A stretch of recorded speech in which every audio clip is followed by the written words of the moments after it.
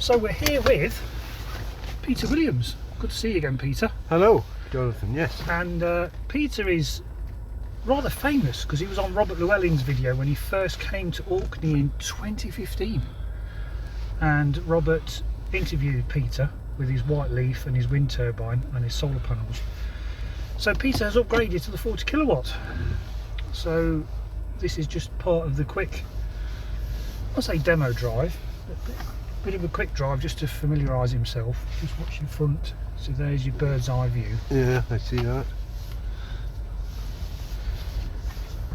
The camera's, Yeah. I love the camera. It's looking in the mirror as well. Never cleared it. There we go. You've got beepers as well as cameras on the Tecna.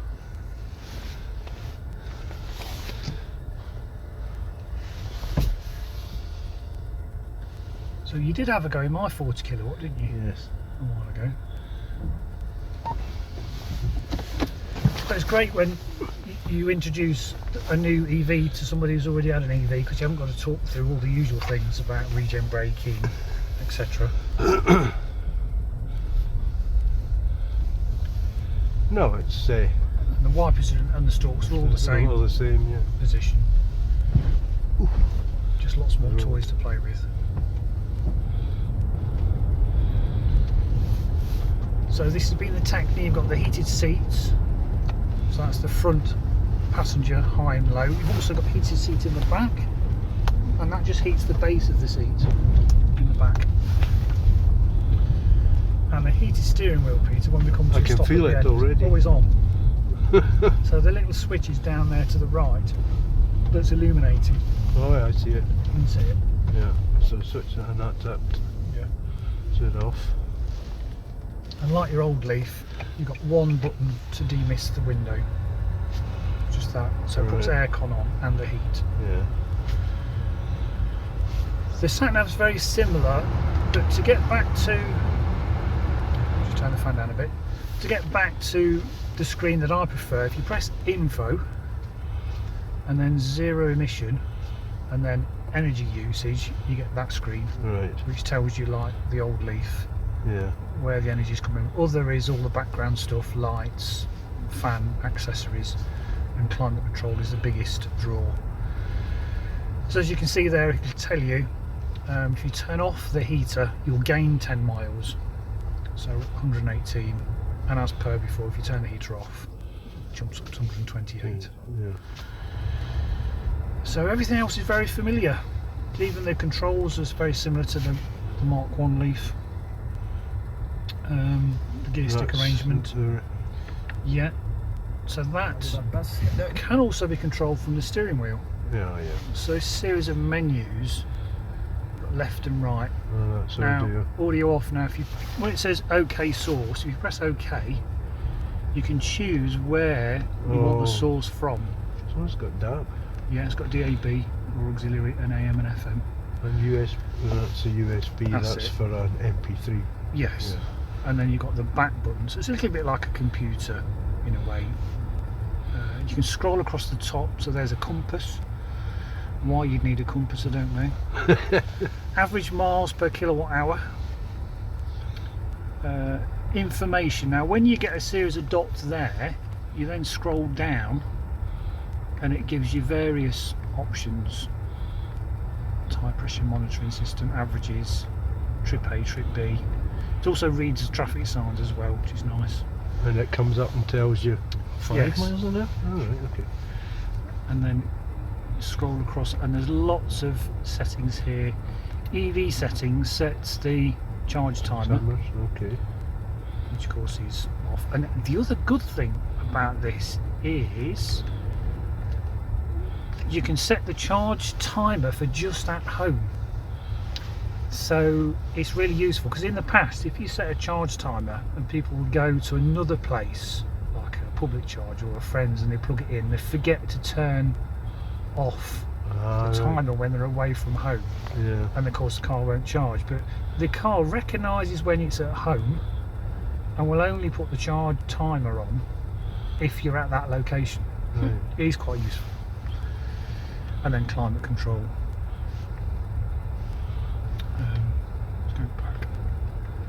There's lots of things you can play with. Another clock and Yeah. So then on to the side, let's go back. I like to leave it on that screen personally. You scroll down, it'll tell you how long it's going to take at 6 kilowatts. Now if you press OK for the menu in that screen, it will that's tell 3 you. kilowatt. That's a standard charger plugged in. Yeah, isn't it? so it'll tell you how long it's going to take at 3 kilowatts. 3 hours. Yeah. And then again, if you go back and OK and then go to rapid, it tells you how long it's going to take on a 50 minutes. kilowatts. 15 minutes. Which is because take the times that they say with a huge pinch of salt.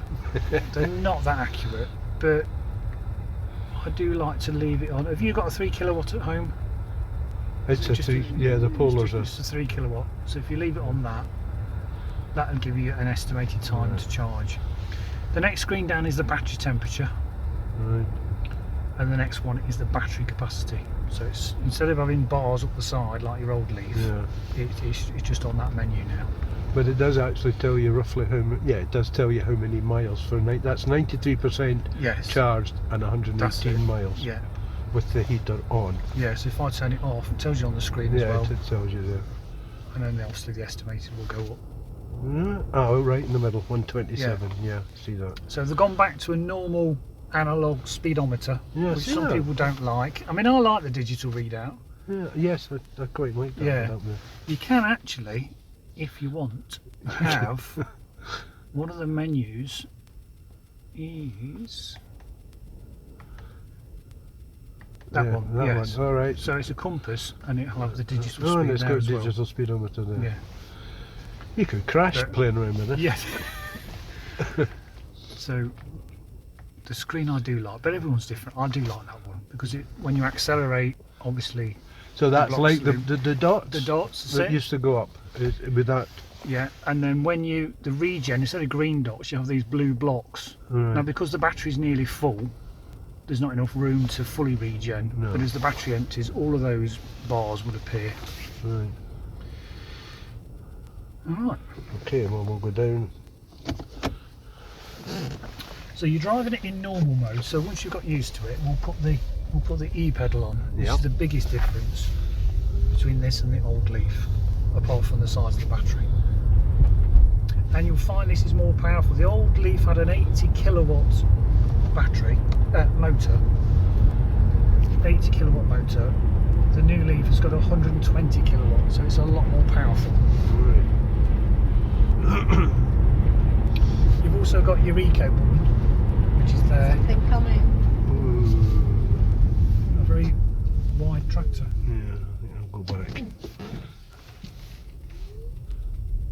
Oh, No, Maybe he's no, go- he's pulling in.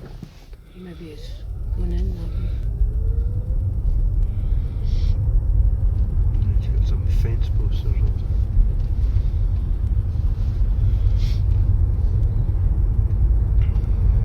Another car coming.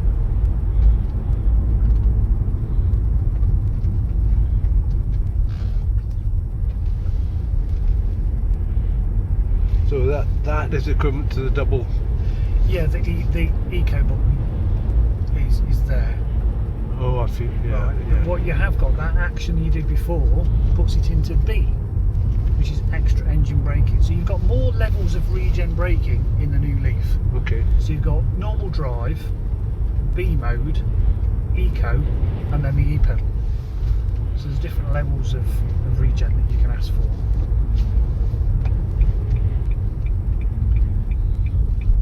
So at the minute, the way you've been driving, it's very like your old Leaf. In the regen and with the eco on.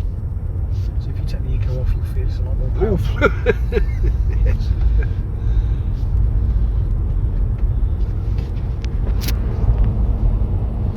So whilst you're driving, you can, if you can feel with your finger here, you see this little recess, Yeah. just pull it towards you and let go. Push the E pedal on. Now you'll find that when you come off the accelerator, the car will engage very heavy regenerative braking, Yeah. it will bring the car to a stop. So that's the Eco off. eco off. Yeah. There's the braking just by Yeah. lifting the foot. So The lights come on at the back. they do. The brake lights come on when you lift off. If I go over 40, this thing will complain, presumably, does it? To tell you you're doing more No, than... no, it doesn't. Oh, really? No.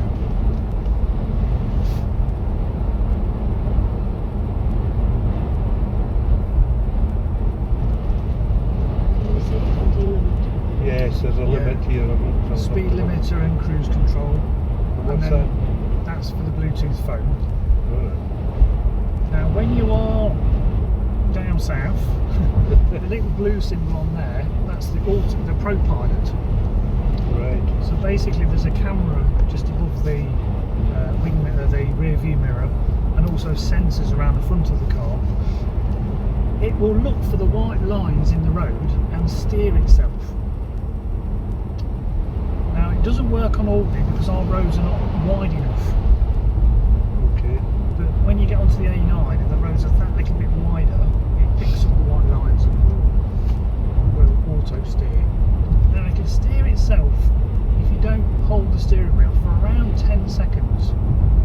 After 10 seconds you get a big flashing warning on the dashboard that says, please hold the steering wheel. Right. If you ignore it, it starts doing a bing bong. If you ignore that, it jabs the brakes on. If you ignore that, it brings the car to a stop and puts the hazard lights on its own because it thinks you're falling asleep. So it is useful. So when you're doing long motorway trips, just resting your hand on the steering wheel, the car's making those tiny minor corrections to keep it in its lane, but you're having less. You don't have to do those corrections yourself. The car's doing it, and it is more relaxing, but you're still in control. How does it know you're not holding the wheel? Must be something inside it. No, it's weight on the steering wheel.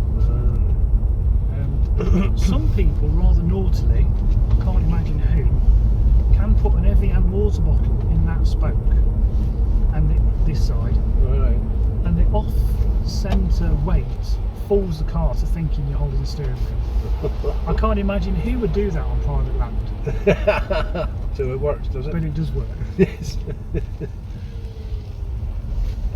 Right, we'll just head back Yeah. this way.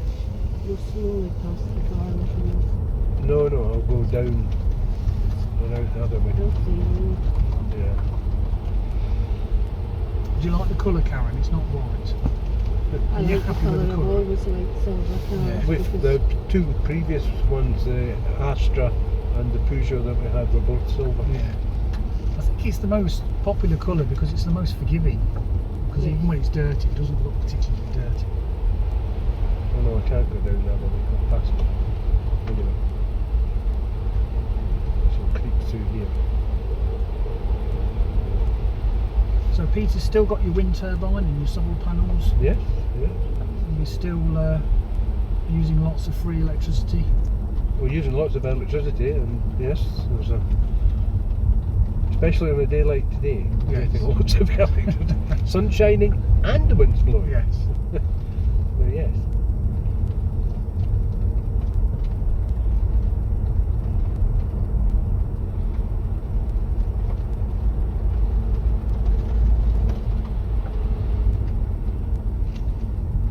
Yeah, I've completely forgotten about that brake pedal. Do you like it? It's nice, isn't it? I haven't touched the brake pedal, I don't think, since Harry's Yeah. the Harry on.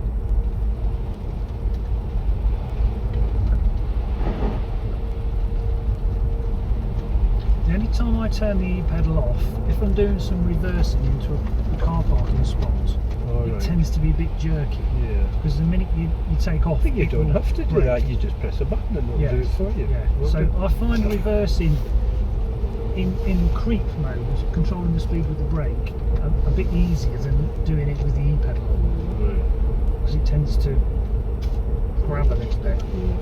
Yeah, just this one here.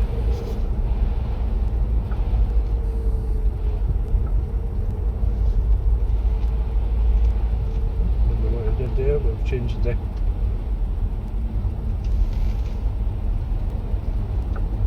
the menu. Change the menu, yeah. Yeah. Well, I did was press that one. Yeah, it's because you've asked for the cruise control. Yeah. Is that the cruise? Which is the So you limiter? go. If you press that circle again, it can tell you whether it's cruise or limiter. Right, so it says, On there. MPH and then it goes off again. Yeah. So one's a limiter. I'll have a look when this stops. Yeah. You want to drive it up from here, Karen? Do you want me to give you a little lesson, Karen? Sorry? Do you want me to give you a little lesson, or do you want Peter to tell you? Just get me to drive me to where I'm going. Well, we'll take the e-pedal off and there's not a problem.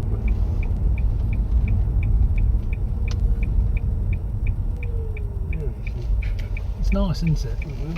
Yeah.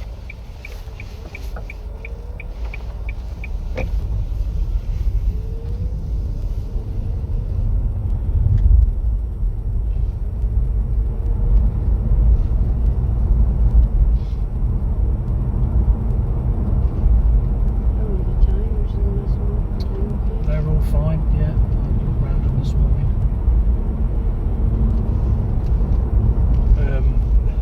The old Leaf has got 2 new tyres in May, Right.